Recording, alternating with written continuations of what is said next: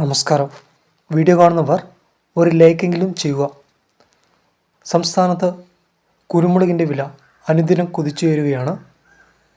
കേരളത്തിലെ കുരുമുളകിൻ്റെ ഗുണനിലവാരമാണ് വില വർദ്ധിക്കാൻ കാരണമായിട്ടുള്ളത്. വിദേശ രാജ്യങ്ങളിൽ നിന്ന് ഇറക്കുമതി ചെയ്യുന്ന കുരുമുളകിന് ക്വാളിറ്റി കുറവായതുകൊണ്ട് തന്നെയാണ് കേരളത്തിലെ കുരുമുളകിന് ഇപ്പോൾ ഡിമാൻഡ് വന്നിരിക്കുന്നത്.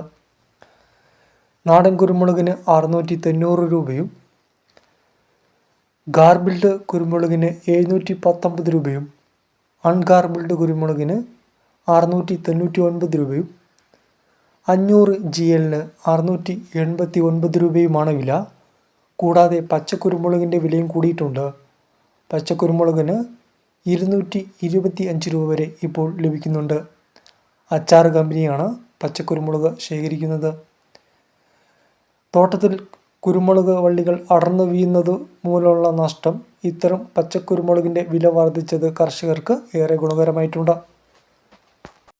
ബ്ലാക്ക് കുരുമുളകിന് അടുത്ത ഏപ്രിലോടുകൂടി കിലോയ്ക്ക് 1000 രൂപ കടക്കുമെന്നാണ് വിദഗ്ധരുടെ അഭിപ്രായം.